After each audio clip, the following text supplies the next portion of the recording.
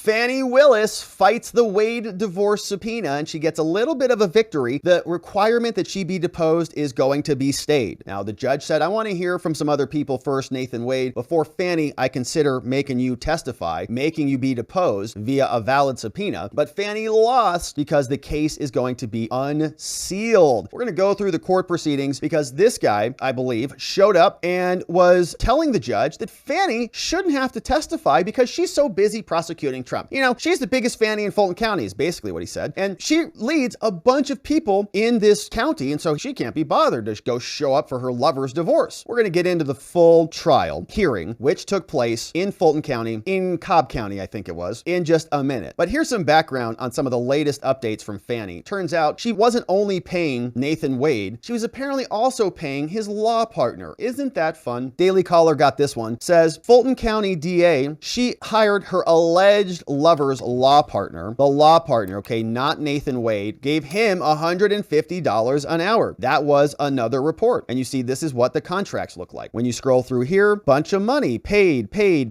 Where did this come from? So this is a public records request. A vendor is Christopher Campbell. You see that list right there. Christopher Campbell, $7,800, $7,300, $6,000 paid, $5,800 paid, $5,800 paid. That's good money, man. Every month it looks like. May, February, September, November, all of this money coming from the DA's office. So Fani is even paying her alleged lover's partner. He's a partner at Wade and Campbell. He got $126,000 total. Willis hired him as a quote taint attorney. So anytime something came in that was privileged, then he would just review it and he'd bill $126,000, which is a lot of money. Here is what the contract looks like from this dude. You see, it says here he got hired to provide first appearance attorney services. These things are to be completed. Scope of services. This looks like it's actually a public defender contract. Christopher Campbell. Interesting. Okay, so he's getting paid $65 an hour. This looks like a public defender's contract. And there's Christopher Campbell. There's Wade. Now that's a lot of money for this. Oh, here you go. Here's the second contract. All right, there's the taint attorney. Okay, so this one looks like kind of a standard public defender contract. You're our first appearances calendar. You got to show up every morning and you just do a bunch of arraignments. And I've done work like this. I show up, you get a bunch of case files. You just read the file. Hey, what's your name? Hey, is John here? Where's John? Okay, hey, what's up? What's going on? Next file, next file, next file. And you just kind of go quickly. Now that's $65 an hour, right? Kind of standard stuff there. Then we get down to the actual, this is where he's getting paid a lot more, $150 an hour. So that's not public defender work. This is now a taint attorney. And so he's going to be reviewing things that are conflicted off and then turn that back over to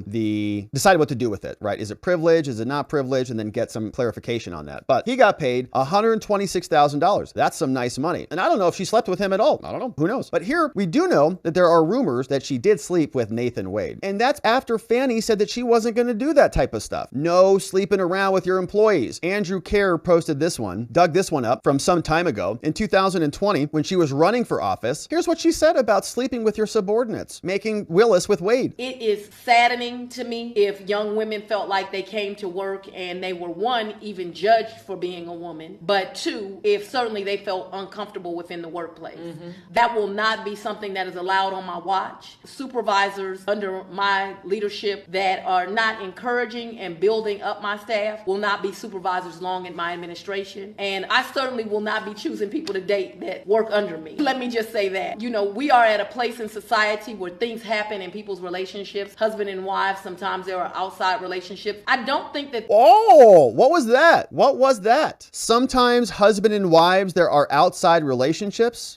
So this is 2020. Remember, the divorce has been going on for a long time. So was she already doing the old hibbity-dibbity with Nathan Wade back then? You know, sometimes people are step outside their marriages, no problem, because she hadn't appointed him as special counsel yet, right? What was that little caveat there? Did you hear that? Let's rewind just a little bit. Sometimes there are things that happen outside the marriage, but Nathan Wade hadn't been appointed yet. Let me just say that. Husband and wife, sometimes there are outside relationships. I don't think that that's what the community is concerned about, although there might be a moral breaking in that. I think that what citizens are really, really concerned about is if you chose to have inappropriate contact with employees. There's nothing that I can say on it other than it is distracting. It is certainly inappropriate for the #1 law enforcement officer in this state. And it just really, really saddens me. And it will be very unfortunate if the taxpayers of this community have to pay for any of those lawsuits. Exactly. That's the way I feel about it also. It's like the worst series of statements that you could make. I can't imagine anybody, taxpayers, having to pay for any of this. Like, well, you just funneled over $1 million to your lover and his law partner. So that's a problem. You wouldn't sleep with somebody. You wouldn't date anybody who's a subordinate to you. He's literally a subordinate to you. And the list goes on and on. So that's Fani. Now, you know, love's a funny thing. I mean, she just must be in love. Love will make you crazy. He's the one. He's my soulmate. I've been waiting 40 years to find him, and now I found him. All right, so that's Fani. Now let's get into the actual hearing. So this is what happened in court today. And here it is. Okay, so this is in, I believe it's Cobb County. I don't think we're in Fulton County. I think we're one county over. This is the Jocelyn Wade, Nathan Wade divorce proceeding. And we've got the parties that we're taking a look at. This is Jocelyn Wade's attorney, female over here on the right side of your screen, just above my box. And this guy is presumably Nathan Wade's lawyer. Nathan Wade is not there. I also do not see Jocelyn Wade there. Now, the lawyer who submitted the amazing motion to dismiss that really blew the lid off this whole thing, her name is Ashley Merchant. You see her, she's right back here in the reddish colored jacket. And so she is the person who really cracked the code on this, really spilled the beans. And she filed the motion to unseal all of this. And so we're going to pick it up with her. We've also got a question about Fani Willis's deposition, and she has her lawyer come in and say, I don't want to be deposed either. So we're going to watch probably most of this. It's not a super long hearing. The judge is going to issue an order, and let's dig right into it. Starting with Ashley Merchant, defense attorney extraordinaire. Shout out to Ashley Merchant, who filed the motion to dismiss on behalf of Michael Roman. Let's get to it.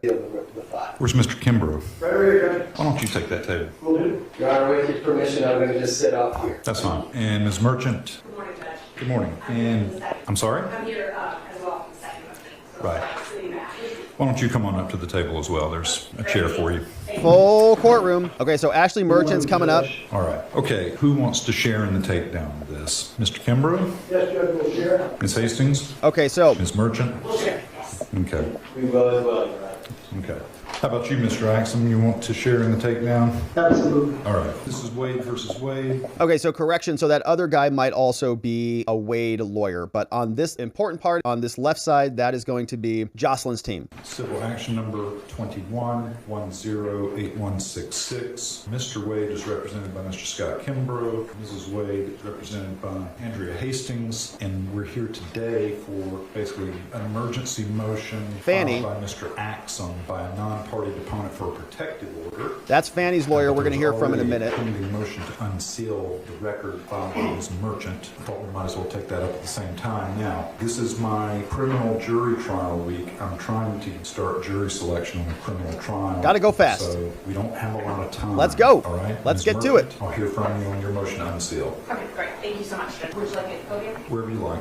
Okay, so again, this is a defense attorney. This is an attorney in the Trump prosecution that's being brought by Fani Willis. The guy's name is Michael Roman. This is her lawyer. She's not a family court attorney. She's not a family law lawyer. Maybe she does that stuff too, but she filed the motion to dismiss Michael Roman's case, saying that Fani and Wade have a catastrophic affair that really invalidates the whole case. Here is Ms. Merchant. I will be brief, Judge. Thank you. Judge, Rule 24 says that there's a very specific process that has to be followed for an order sealing a record. It wasn't followed in this case. It was assigned to a previous judge, Judge Angela Brown, who entered a consent order under Rule 21, granting the seal in this case. Covering up the Wade Wade case. From emails with counsel that Mrs. Wade's lawyers do not object to that seal order being lifted, but we believe that it should be reversed and should be lifted because it was held without a hearing. As far as I understand, without a motion, and I can't guarantee that because I don't have access to those earlier records in the case because they are sealed. Yeah, they're all sealed, and I tried to dig these up. I actually pulled them up. Every single file is sealed, and you can't see anything about what happened. So there was no hearing. There was no procedure. There was no motion. It was just kind of something the judge did. It appears it was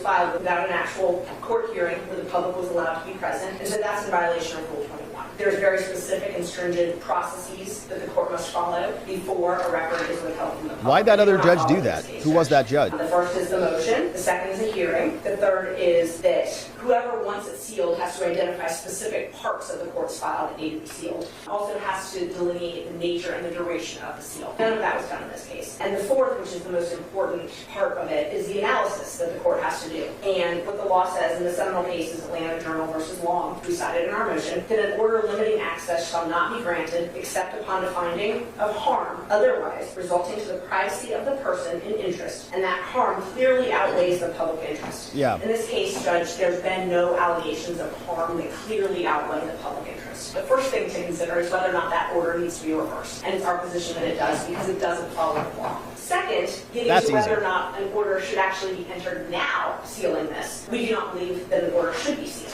Has anyone filed one? No one has filed one. If you reverse the order at that point, if someone files it, then we can litigate that. Have a whole hearing, do the whole thing appropriately. On the reversal of the prior order, Judge, I think the law is clear that it should be reversed because none of those findings were made and the public didn't have an opportunity to be heard. So that's in violation of the law. And there's a couple different cases, I won't belabor the point, but all of the cases on this issue hold if there wasn't a hearing. And so we think that that order should be vacated. I've prepared a proposed order unsealing that if the court is so inclined. And then if there is some type of a motion filed or an oral motion today to try and seal those records, if you are inclined to reverse, I'd like a chance to at least be heard on that as well. Thank you. Nicely done. Ms. Hastings, what's your position? Okay, Ashley Merchant, defense attorney, who's not even a party to this case, filed a motion to dismiss and a motion to unseal. Let's see what's next. Your position, Your Honor. My position is that we did consent to the sealing at the beginning of the case. There was a motion filed by the plaintiff on November 18th, 2021, approximately 16 days after we filed this. We consented at the time, have different information now. We also understand that there was no hearing conducted, so we have no objection.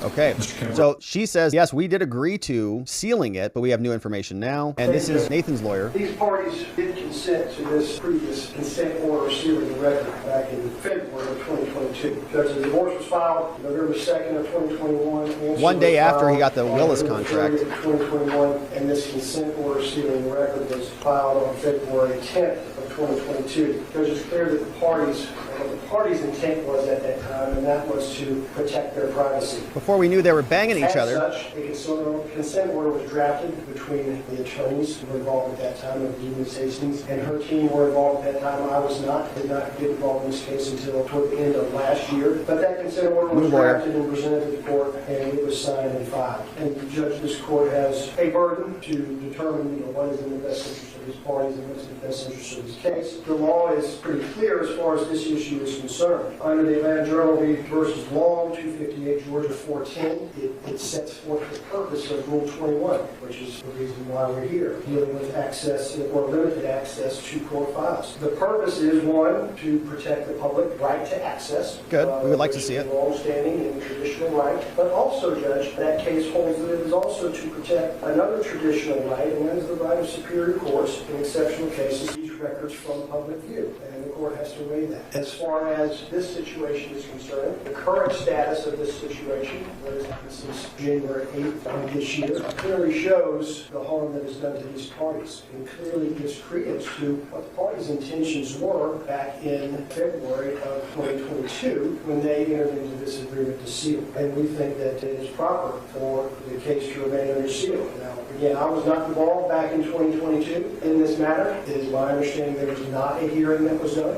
That's the problem. That was prepared and presented to So the why'd court. that other judge Not this grant court, that? but Clearly in violation of the rule. presented to the court, and that order was signed off on and filed. And so we think that if this court does, based upon those facts, unseal this record, that this court should also consider putting in protections for the parties' private information pursuant to 911-7.1, which allows this court to do that. Thank you, Judge. All right, so over to the judge. Your Honor, our motion is very similar. I understand. Thank you. All right. I find that prior order, although it was by consent parties, was not properly entered because the Uniform Superior Court rules require a hearing Boom. to be had. We can find no evidence that any such hearing was ever had, so I'm going to grant the motion vacating the consent order sealing the record. And I'll do that today. I'll have your written order. Ms. Merchant, if you have something else, you're excused. I do not. Thank you so much, Judge. Your Honor, that takes care of our business. Thank you. Yes. Well done, Nice counsel. job, Miss Merchant.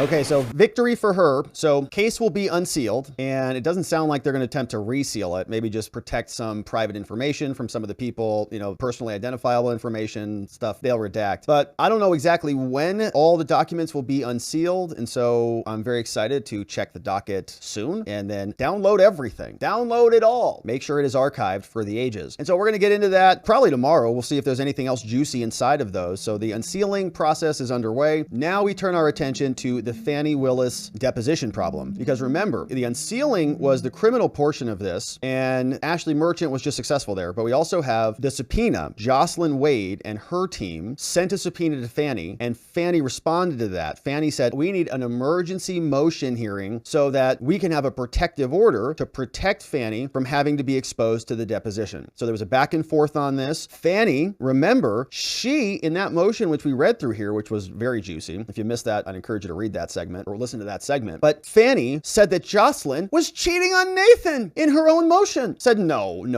There's no impropriety here. Fani never did anything inappropriate with Nathan because Jocelyn was cheating on Nathan in the first place. And we're all sitting here going, huh? How does Fani know that? And why is she alleging that in her motion? It sounds like she does have intimate knowledge about all of this, which means maybe she should be deposed since she knows so much about their marriage, including that Jocelyn was supposedly, allegedly cheating on Nathan. And Jocelyn's team says that is not true at all. Jocelyn responded to this and said, yeah, look, Nathan knew that Jocelyn had been texting some old friend. They never did the old hibbity-dibbity or met in a Bergdorf's dressing room, but they did have some texts, and that was it. That was the end of it. Marriage was supposedly back, working together. So now we've got this back and forth, and now we're going to hear also, so this is now the second part of this hearing, is Fani's hearing. So now Fani is saying, I need a protective order, Judge. Help me. Motion by a non-party deponent for a protective order. Mr. Axum and Ms. Hastings has filed a response to that. Before we get started, Mr. Axum, Ms. Hastings, I'll go ahead and tell you both.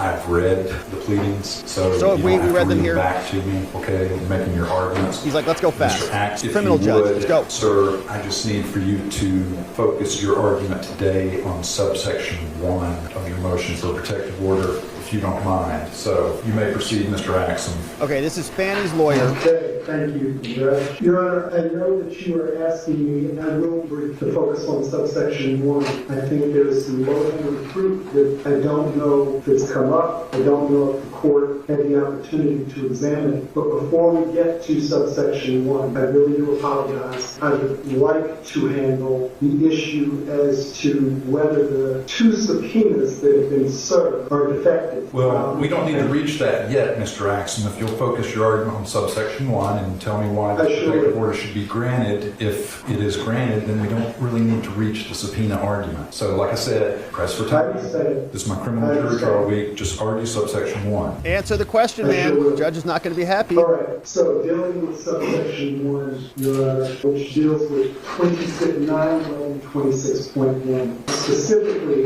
my argument hinges on the pleadings. Now, I have not seen the pleadings, but based on the argument that I put forward, this is an uncontested, it's a no-fault divorce, and based on that, both parties have alleged that it's irretrievably broken. And because they've alleged that, and the pleadings as they stand deal specifically with whether the arguments, the response in the plaintiff's pleadings alleges that it is permissible to bring up issues regarding the conduct of the parties. But I believe the pleadings are the things that set the boundaries. So in this case, a no-fault discovery alleging adultery is not relevant. The defendant brings up in the response that the plaintiff did not tell the defendant he was separated. The plaintiff did not comply with discovery until the motion was actually filed. The plaintiff may have used marital funds to trip, but every one of those issues involves the plaintiff's actions during the divorce. Had nothing to do with Ms. Willis. Okay, so this is basically the no takebacks defense. So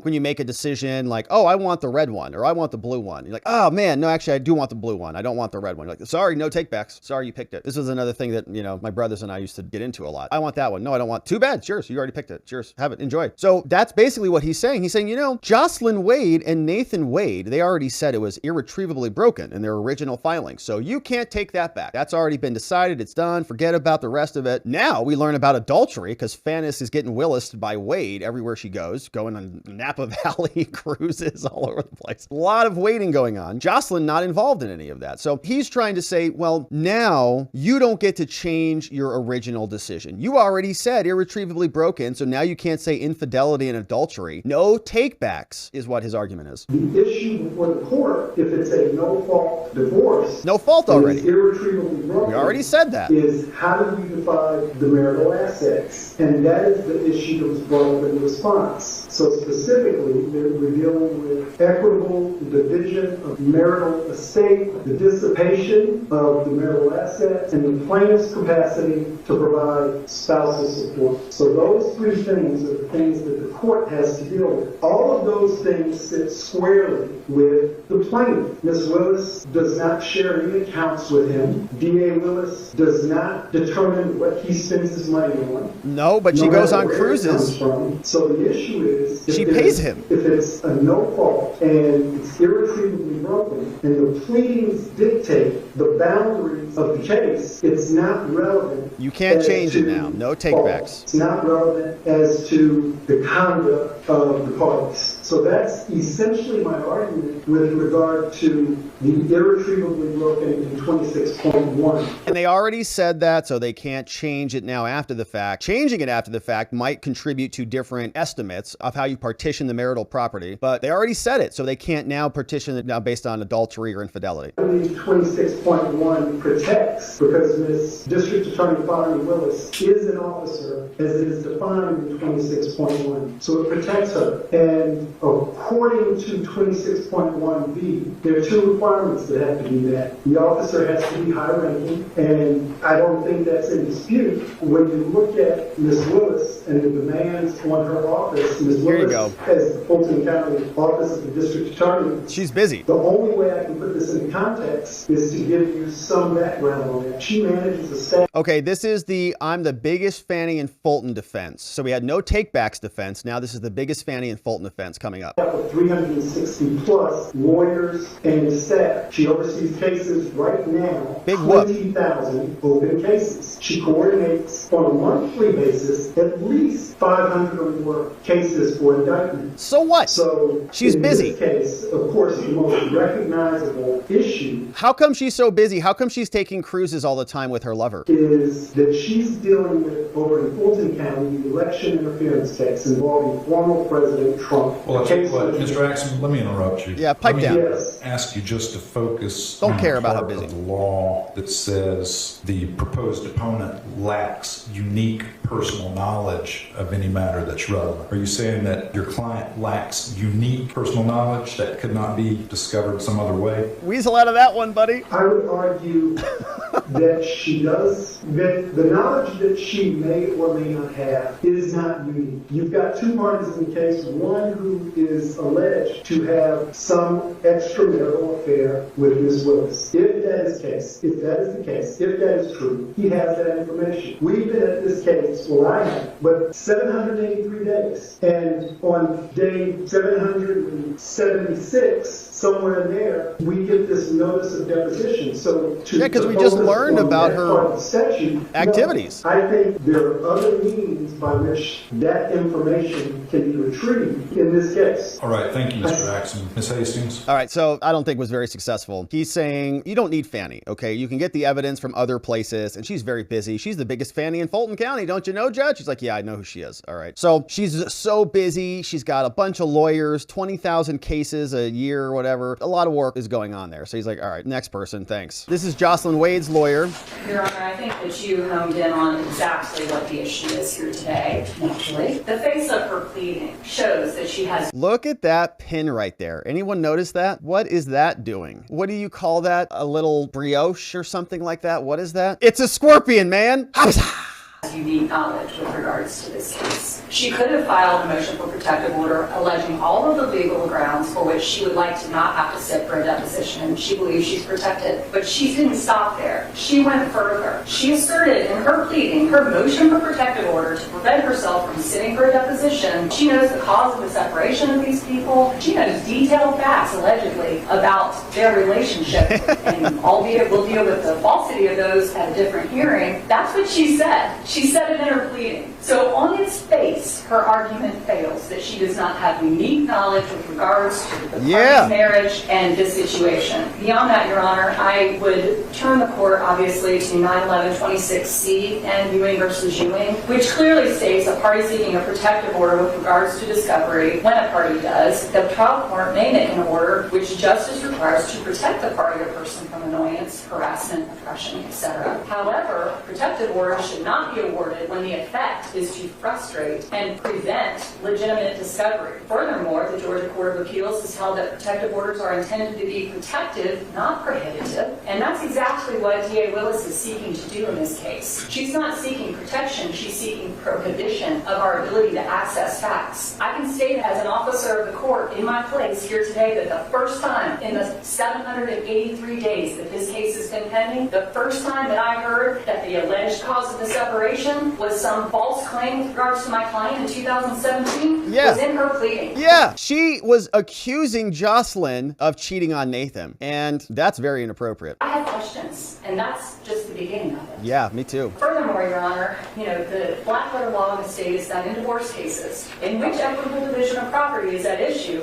the conduct of the parties, including evidence of a spouse's alleged adultery, is relevant and admissible. We don't have to plead adultery in the initial petition. That's right. But we also have the ability under OCGA 91115 to amend the pleadings anytime up until the entry of a pretrial order. We have the right, regardless of whether or not the grounds for divorce alleged in the petition is that the marriage is irretrievably broken, to discover information with regards to adultery. We have questions. I want to know about how he's been spending this money. Yeah. I have a reason to believe he's Cruises. spending it on another woman. Napa Valley. That's my client's money. Yeah. And I want to ask questions about that. That's Jocelyn's money, bucko. What do you think you're doing out there taking Fani to Napa Valley and on the Caribbean cruises? That's Jocelyn's money, buddy. She's trying to hide under the shield of her position improperly, I would suggest, Yes. Your Honor. There's a couple of things that are improper about it. First of all, and I'd like for the court to clarify this, there's no doubt that she has one of the most active district attorney offices in the state.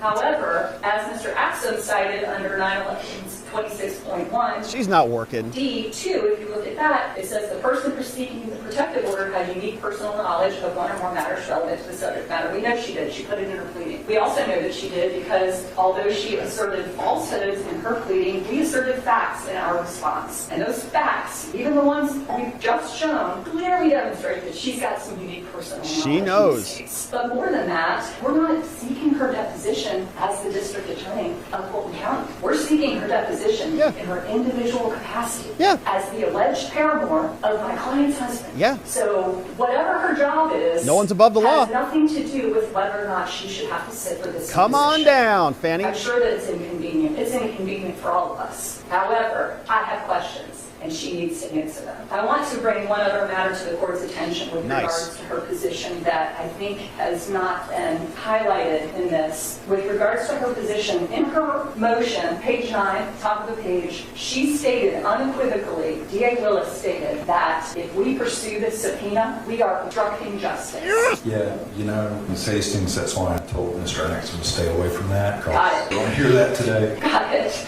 Okay, so the judge cut that off, okay? Remember in Fani's diluted motion, she said if these people really want to depose me as part of their divorce, she accused this attorney and Jocelyn of obstruction, interfering with their prosecution of Donald Trump, obstructing the proceeding. I'm thinking, oh my gosh, Jocelyn Wade is the newest insurrectionist. Wow, maybe they're gonna indict her too, Fani. Indict her for another RICO case. The judge cut her off, says, look, don't want to get into that. Don't need to get into that. We'll save that for another day. Then, Your Honor, that is our argument with regards to the propriety. It's clear that she has relevant information. Okay, Ms. Hastings, correct me if I'm wrong, but in the over 2 years this case has been pending, we have yet to hold an evidentiary hearing where we heard testimony of either party. Is that correct? That is correct, Your Honor. We've been up to now dealing with discovery disputes, correct? Your Honor. Okay. And neither party has been deposed. Correct. All right, thank you. Thank you. Mr. Kimbrough, you have anything to add? Okay, so that was the Scorpion Queen out there delivering blows to Fani Willis and her garbage filing demanding a protective order. No one's above the law in Fulton County, Fani. How many times have you said that stupid phrase? Nobody cares that you're the biggest Fani in Fulton County. Get your butt down here for a deposition. We're talking to you not as the DA. We're talking to you as Nathan's lover boy girl. Mr. Kimbrough, you have anything to add? I do not.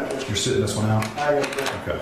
We'll take Mr. Clyde's read on that one. Okay, that's interesting. Okay, so Nathan's lawyer's just like, whatever. He's like, if my sugar mama is going to be deposed, he's not going to say anything. Nathaniel Wade is just getting out of the blast zone. He's like, oh man, I can't fight for my lover. What if he fights for his lover? What if he's like, no, Your Honor, I strongly object. She is the biggest Fani in Fulton County. I love her. Don't make her be deposed. Then people people would say, well, that's weird. So he's just going to be hands off, you know, no position on it. Probably the smart play. Here's how it wraps up. All right. Well, both sides have good points. Ms. Hastings, I agree with. The irretrievably broken does not prohibit you from presenting evidence of adultery if that's relevant to equitable division of marital estate or marital assets. So I agree with you there. You're not prohibited from getting into that. However, I also agree with Mr. Axon that OCGA 91126.1 is there for a reason. And the key part to me is whether the proposed opponent lacks unique personal knowledge or has unique personal knowledge of a matter that's relevant to the subject matter. And under D1, that statute, party seeking the deposition has exhausted other reasonable means of discovery and found such discovery to be inadequate. So really, I'm not in a position where I have sufficient information to make a finding either way of whether the proposed opponent has unique knowledge. Yes, you do. Because this case is a divorce, and I understand there are children, but they have attained the age of majority. They have unique. Yes, Fani has tons. This judge is we're going to see what he's going to do here. But you've got plenty of unique information, Judge. Fani, in her own filing, was saying that she knows all about Jocelyn and Jocelyn's alleged affair. How does Fani know that? Clearly, that's unique. So we don't have to deal with child custody or visitation or child support or who's going to have the final say on the medical or educational or religious issues. So that takes out a large portion of what people normally fight over in divorces. It seems to me, and correct me if I'm wrong, that what we have here is a math problem.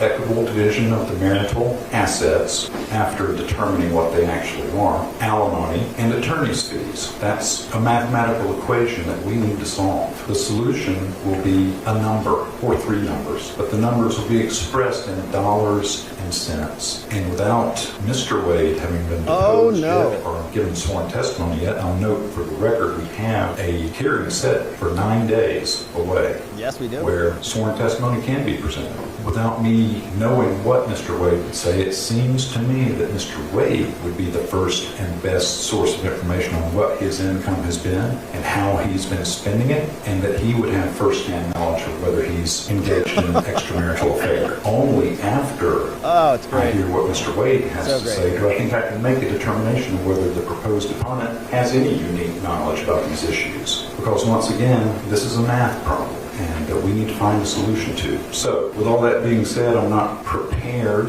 Mr. Axum, to grant your protective order, but since the deposition is set for tomorrow and our first evidentiary hearing is set for the 31st, I will issue a stay. And I'll stay the deposition until I'm in a better position to make a determination of whether the proposed opponent would have any unique knowledge, unique being the key word there. Oh, she does. That is not possessed by Mr. Wade himself. Oh, yes, she does. Now, if there's not anything else, I need to see trial. a jury in a criminal case. Anything else? Nothing further. Thank you, Mr. Axon. Ms. Hastings? Nothing further. Mr. Kimbrough? Nothing further, Judge. Thank you. All right. Thank you, Judge. So, my friends, that is the hearing. And so just to summarize what this judge has done is he's basically saying, look, Fani was supposed to be scheduled tomorrow for a deposition. Obviously, that's very soon. So I'm going to bump that. I'm going to stay that. So we don't know if that deposition with Fani is going to happen or not. But we have another evidentiary hearing. We're going to hear testimony from, I would presume, Nathan Wade. And the attorney for Jocelyn is going to be able to get into that and ask him questions about, what is this Caribbean cruise for? What are these airline tickets for? What is this Napa Valley entry for? Who did you go with? What is this name here? It says Fani Willis on this entry. Is that the same one? Wow, weird. So you were spending tens of thousands of dollars, presumably, on these cruises and on all these trips and flights and everything, on another woman. When you were going through a divorce, you were spending all of those, you were still married, so all of those assets are still marital assets coming in. You were trying to hide that money away from your ex, and you were taking your sugar mama on trips all around the world. So that's going to be fun. So when they talk about alimony and negotiations and, you know, the division of marital assets, maybe they'll say, oh, well, I was going to give you the house, Nathan, but since you dropped $100 grand on your lover, how about I take the house now? That's going to be mine now. And how about that car? That's mine too. And how about that? Oh, that's mine too. Thanks for playing. And so, well, we'll see if Fani